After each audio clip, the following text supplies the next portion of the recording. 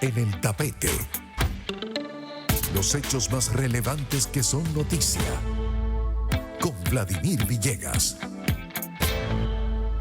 Bien, y a esta hora vamos a conversar con la profesora María Fátima Garcés. Ella es vicerrectora académica de la Universidad Central de Venezuela. ¿Cómo está, profesora? ¿Cómo le va? Gracias por atendernos. Buenas tardes, ¿cómo estás, Vladimir? Bueno, aquí vamos, poco a poco. De verdad, con mucho interés por conocer cómo van las cosas de la Universidad Central de Venezuela.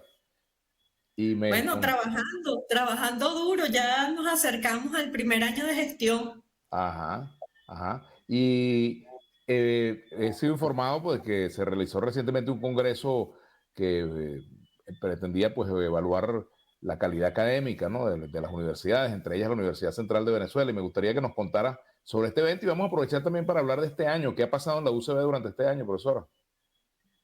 Bueno, mira, en este evento es el primer Congreso Internacional de Calidad y Acreditación en la Educación Universitaria que se realizó la semana del 22 al 24 de abril, y el jueves 25 y viernes 26 tuvimos unos talleres con todo lo que son los profesores de las distintas escuelas que están trabajando sobre las actualizaciones curriculares. Bueno, como sabes, en el país tenemos muchas universidades y uno de los nortes más importantes para todos en el país es que la educación sea de calidad. Entonces, para ello se vino una agencia acreditadora externa, porque no lo tenemos en el país precisamente, para que nos den las pautas que tenemos que trabajar las universidades para acreditarnos, para garantizar que tengamos una educación de calidad. Ahora, en ese sentido, ¿cómo está evaluada la Universidad Central de Venezuela al día de hoy con respecto a las otras universidades nacionales autónomas y a otras universidades, incluso las privadas, y en América Latina? ¿Cómo está la UCB? Sí, bueno, en el último ranking, la Universidad Central de Venezuela sigue siendo la primera universidad en el país. En esos rankings evalúan todo lo que comprende docencia, investigación, extensión, la calidad de los docentes, formación.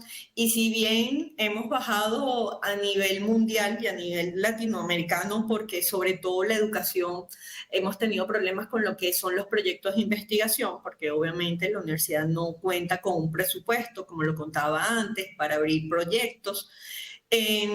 Seguimos siendo la primera universidad del país porque los profesores individualmente y algunos en grupo se postulan a proyectos internacionales.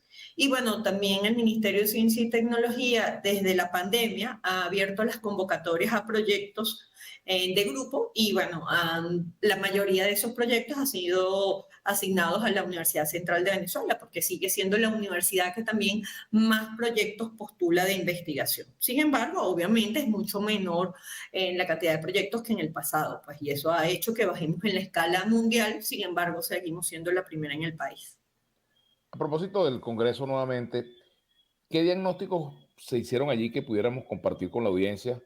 Algunas cosas que hay que mejorar, algunas cosas que hay que cambiar, actualizar desde el punto de vista académico en cuanto Sí, a... bueno, una de las cosas que hablamos, y con eso abrimos el Congreso, fue con inteligencia artificial y las Ajá. tecnologías. Exactamente. Y bueno, cómo en vez de resistirnos a lo que es las nuevas tecnologías, ¿verdad? Lo que tenemos es que adaptarnos a ellas. Y bueno, lo que más se habló fue que es una herramienta, pero al final el docente y el estudiante es el que tendrá que usar esas herramientas y desde el pensamiento crítico analizarlas y ejecutarlas. Eso lo que hace es más fácil el trabajo, pero la inteligencia artificial al final está hecha por humanos que son los que alimentan esas bases de datos que están en la inteligencia artificial. Es una herramienta, y es una herramienta que hay que saber utilizar. Sí, y sobre todo, bueno, en las carreras como medicina, por ejemplo, en odontología, en las carreras de ciencia, pero también en el área humanística, por ejemplo, porque ahora hasta la inteligencia artificial puede escribir una novela, ¿no? Exactamente, pero precisamente te dan las facilidades para hacerlo.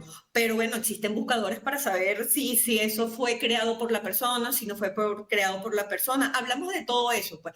Bueno, porque aquí juega un papel importante en lo que es la propiedad intelectual. bueno, es una de las cosas que estamos trabajando ahorita en la universidad para crear un posgrado en esta área y estamos haciéndolo con profesores de la universidad, tanto de la Universidad Central de Venezuela como de otros países. Estamos haciendo un posgrado compuesto por varias universidades porque, bueno, es una preocupación mundial, ¿no? Profesora Fátima Garcés, vicerrectora académica de la Universidad Central de Venezuela, mi casa, de la cual soy egresado, mi casa de estudio. Profesora, ahora la universidad como tal está discutiendo, o en el mundo académico se está discutiendo, por ejemplo, cómo cambiar los paradigmas de la educación universitaria de cara a las nuevas realidades del mundo. Por ejemplo, en Estados Unidos hay un conjunto de universidades nuevas que están surgiendo, que no son las acreditadas tradicionalmente, que apuntan hacia nuevas carreras, nuevos enfoques acerca de la educación, en fin, nuevos enfoques en cuanto a las necesidades en distintas áreas, en el área de la ingeniería, de la economía, incluso hasta de la psicología, si cabe el tema, ¿no? ¿En qué medida la Universidad Venezolana está en ese debate? Sí, bueno, ahorita estamos trabajando, como te dije, a través de este congreso, lo que es las actualizaciones curriculares. Nosotros tenemos carreras que tienen 30 y hasta 40 años con sus programas de estudio. Si bien es cierto que nosotros seguimos egresando profesionales de calidad, y eso lo vemos porque a nivel laboral, los egresados de la universidad ocupan muy buenos puestos, tanto nacionalmente como internacionalmente, y tenemos en distintas universidades del mundo egresados nuestros ejerciendo cargos. Muchos docentes actualizan sus clases, pero al final eso no está en el programa de estudio. Entonces, cuando tú te comparas con otras universidades para hacer convenios, para hacer proyectos de investigación, la universidad no está acreditada porque no ha actualizado también sus programas de estudio, que es una de las cosas que tenemos que hacer ahorita y hacia eso vamos, ¿no? Actualizarlo con las necesidades contemporáneas, pues. Entonces estamos trabajando ahorita en esto. Una de las principales carreras es la de la salud, porque si nosotros no acreditamos, por ejemplo, medicina, sus títulos no serían reconocidos en otras partes del mundo y nuestros egresados no pudieran hacer posgrado. Entonces estamos trabajando todo este tema porque es un tema para nosotros importante, formar a nuestros profesionales, ¿no? Lo podemos hacer en el país, pero también los podemos sacar y especializarse en áreas que nosotros todavía no hemos desarrollado. Actualmente también estamos trabajando, por ejemplo, con todo esto, con hacer un laboratorio de simulación para todo lo que es la salud.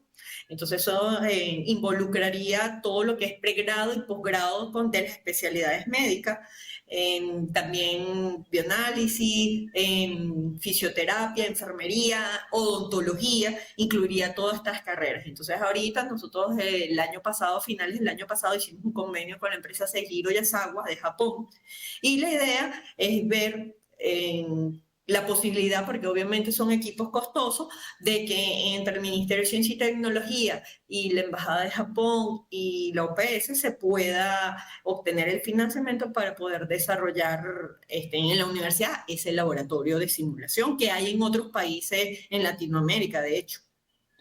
Y por ejemplo, bueno, en fisioterapia se necesitarían esos robots que hay, que los estudiantes tienen capacidad pues de tener una práctica mucho más real con estos robots, por ejemplo, en el caso de eso. Sí, Pero también está claro. el caso de comunicación social, que conozco muy bien porque realmente siempre estuvo como a la saga de las nuevas tecnologías, y con respecto a otras universidades, por ejemplo, las máquinas que nosotros teníamos en la Escuela de Comunicación Social eran de las más vetustas, las más atrasadas con respecto a la llegada de las computadoras a otras universidades en aquella época. Hoy en día la cosa es mucho más compleja, ¿no? Y también hay otro asunto, profesora, que es el de la actualización académica de los profesores, ¿verdad? Me refiero, por ejemplo, a la posibilidad que tienen de llegar a publicaciones, tener acceso a publicaciones internacionales que son costosas, por ejemplo, tener acceso a cursos de actualización y mejoramiento profesional, por ejemplo. Sí, bueno, eso es otra de las cosas que estamos trabajando. Ahorita estamos levantando toda la información de los profesores que están haciendo actualmente posgrados para buscar becas para que puedan terminar los posgrados.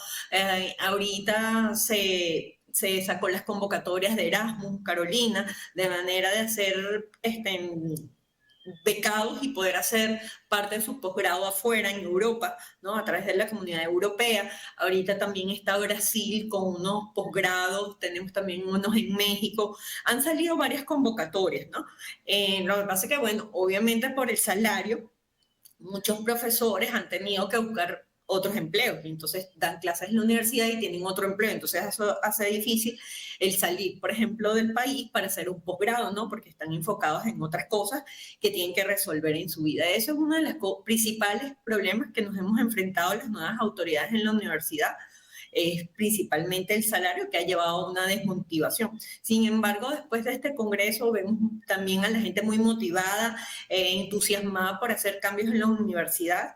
Y bueno, ahí también tenemos los posgrados, que son fundamentales, y especializar y también actualizar a estos egresados con áreas específicas de interés mundial. Y para eso hay que preparar a los docentes para poder impartir esto.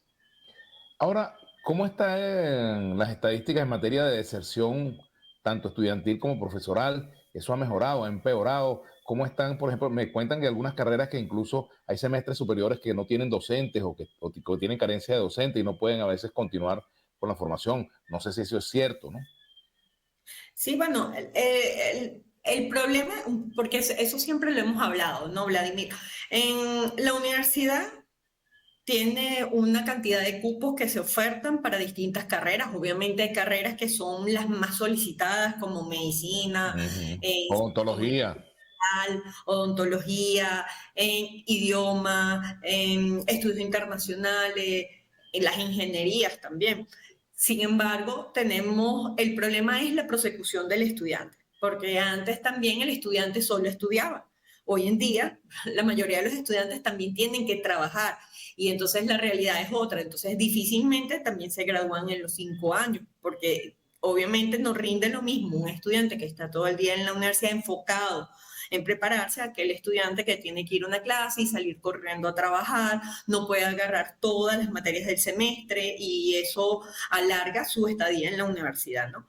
Y el otro problema al que nos enfrentamos es parte en la deserción, pero no tanto, más es la prosecución, precisamente por lo que te digo, pues, porque las becas son $3, o sea, es como si no existieran. Entonces, si tuvieran unas buenas becas, muchos estudiantes de OPSU que son asignados a Caracas no son de Caracas. Entonces, que un estudiante que es de otra parte del país se pueda mantener en Caracas es mucho más complicado.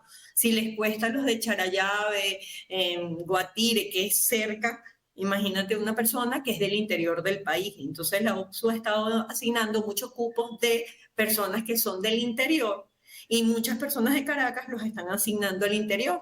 Y entonces, bueno, no estudian ni aquí ni allá, porque, bueno, el problema es para todos, pues, de vivienda, de salarios, cómo mantenerse en otro estado.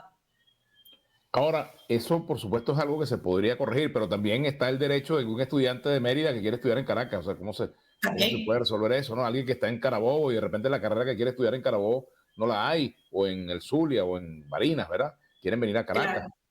Claro, pero eso se puede resolver con residencias. Antes la universidad tenía unas residencias cerca, pero esas residencias, bueno, las invadieron y nunca volvieron a la universidad, y entonces hace difícil que una persona de otro estado pueda mantenerse aquí. Pues tiene que tener una familia con un buen presupuesto para mantenerlo aquí en la capital. Con respecto a medicina, bueno, sabemos que es la carrera que más se pide en las universidades públicas, porque además solo se dan en las universidades públicas. Pero sí, por ejemplo, a nivel de posgrado hemos visto un aumento de las personas que presentan para el posgrado. Y eso es importante, porque nosotros teníamos posgrados desiertos donde nadie se inscribía, porque muchos de los jóvenes se graduaban y se iban. Ahora, desde hace 2 años estamos viendo un incremento, y en todas las áreas, pues. Entonces siempre tenemos estudiantes de posgrado que se postulan para las diferentes especialidades médicas, y eso es importante porque, bueno, una de las preocupaciones más grandes es la generación de relevo. Y si Claro. todos se van del país, es un problema para nosotros. Entonces, bueno, si vuelven a ingresar a los posgrados, bueno, nos aseguran que se van a seguir formando y que vamos a tener personal de relevo en los hospitales y clínicas del país. A propósito de todo esto, ya ustedes van a cumplir un año como autoridades, ¿no? En este año, Sí. ¿qué balance se puede hacer de hechos, de logros, de cosas que se han cumplido? ¿Qué queda pendiente? Claro, un año es muy poco, pero por supuesto que en un año algo se tiene que haber hecho. Sí, bueno, con respecto a la parte de lo que me corresponde a mí, que es el vicerrectorado académico, es lo que te digo, hemos estado trabajando full con lo que es la actualización curricular, pensando en nuevas carreras y nuevos posgrados que podemos ofertar. Estamos trabajando en eso. Hemos trabajado también con lo que es el reconocimiento de los docentes. Los actos de ascensos no se realizaban en algunas facultades desde hace 5 años, en otras 10. El año pasado hicimos el primer acto donde se les dio la credencial y su botón a los profesores que ascendieron en todos esos años. Y bueno, ya este año, en mayo, vamos a retomarlo como la normalidad, ¿no? Es un acto que se debe hacer cada 6 meses y bueno, estamos apostando a hacerlo cada 6 meses precisamente. Porque bueno, si bien es cierto, nosotros no depende de nosotros el aumento salarial, porque el aumento salarial depende del Estado, de las políticas del Estado. Oye, por lo menos reconocer a tus docentes el trabajo que hacen, lo difícil que es ascender, porque como sabes, con el salario que ganan, con el poco aporte que hay para la investigación, oye, hay que reconocer ese gran trabajo y ese gran esfuerzo que hacen. Entonces, bueno, lo que depende de nosotros, que podamos hacer, nosotros lo hacemos. Y por eso sí podemos apoyarlos para congresos, apoyarlos con becas, eso va en mejora de lo que es su formación bueno, y el estado de ánimo de los profesores. La gente se sintió muy animada en el congreso porque se sintió tomada en cuenta nuevamente. Además fue un congreso gratis, por supuesto, porque con el salario que ganan los docentes imposible que lo cobremos, ¿no? Y la idea es que la gente se forme, no es obtener recursos para la institución, sino formar a nuestra gente, y no solo a los profesores de la UCB, sino a los profesores de todas las universidades, porque la calidad de la educación debe ser una bandera para todas las universidades. Por eso fue buena la asistencia de varias universidades del país. Por cierto que en Argentina hubo protestas de las universidades. Argentina, pues el país que promovió las reformas universitarias más importantes que ha conocido América Latina, las reformas de Córdoba, en fin, todo ese movimiento. Está viviendo ahorita un momento muy delicado porque el gobierno de Milei quiere privatizar la educación superior. Y me gustaría una reflexión suya sobre esto, ¿no? Sí, bueno, mira, es difícil, ¿verdad? Porque mira tú el problema que nosotros tenemos en Venezuela. Siendo la educación gratuita, a la gente le cuesta estudiar, porque puedes tener el cupo en la universidad, pero ¿cómo te mantiene si no trabajas en una universidad? Por las condiciones socioeconómicas del país. Entonces, tú comparas y tú, por ejemplo, ves Chile, que la educación es tan costosa, mismo Colombia, nosotros recibimos personas de posgrado que vienen de Colombia, República Dominicana, Chile. ¿Por qué? Porque allá es prácticamente imposible hacer un posgrado porque es demasiado costoso. Entonces tú le das acceso a muy pocos a la educación. Y nosotros en Venezuela por lo menos tenemos todavía el privilegio de que tenemos universidades públicas y hay que trabajar en eso. Por eso siempre es importante contar con el apoyo del Estado, porque las universidades solas para mantenerse no pueden. O sea, todo lo que es la infraestructura, la compra de reactivos, de equipos, de las computadoras en la universidad siguen siendo obsoletas. Una de las cosas que ha tratado el vicerrectorado administrativo es tratar de que el gobierno renueve todo lo que es la plataforma tecnológica. Actualmente ya se colocó en la tecnología GPON para tener un internet más rápido, pero bueno, tienes un internet más rápido, pero si la computadora es vieja, no haces mucho con eso. Entonces ahora lo que está trabajando el vicerrector administrativo es precisamente en la reposición de computadoras actualizadas para cada una de las facultades, de manera que por lo menos tengan centros de telecomunicación, ¿verdad? Para lo que son las clases a distancia, que es una de las cosas también importantes, porque es una forma donde la universidad se puede proyectar a nivel mundial, es teniendo en posgrados, por ejemplo, netamente online, que eso también le da recursos a la universidad. Hay que buscarse y repensar la universidad. Creo que nosotros tenemos que pensar, y es lo que estamos tratando de trabajar las 4 autoridades, en generar ingresos, pero nunca va a ser suficiente lo que podamos generar. Siempre vamos a necesitar el apoyo del Estado porque es una universidad muy grande y es muy costoso mantener todo lo que son instalaciones. Y bueno, el proceso de actualización docente, eso es muy costoso. Bueno, profesor, le agradezco mucho. Por cierto que ese congreso se hizo en el aula magna, ¿no? Sí, fue en el aula magna y bueno, fueron ¿Cuántos profesores participaron? más de 900 profesores inscritos, como te digo, no solo de la UCB, sino de las 36 universidades que asistieron. Y todas las tardes cerramos con un acto cultural y el día miércoles cerramos con un concierto de la Orquesta Sinfónica Municipal Caracas que llenó el aula magna porque se dio entrada libre y bueno, ver a nuestra aula magna otra vez llena causa mucha emoción para todos los UCBistas y los no UCBistas, porque al final la universidad es patrimonio de la universidad y está en el corazón de todos los venezolanos. Bueno, gracias, profesora Fátima Garcés, María Fátima Garcés, vicerrectora académica de la Universidad Central de Venezuela. Gracias por habernos acompañado. Bueno, muchísimas gracias, Vladimir, por la entrevista. Bien, y nosotros de esta manera hacemos una pausa y ya regresamos. Entre líneas. Una visión crítica sobre lo que está sucediendo en el mundo. Con Vladimir Villegas.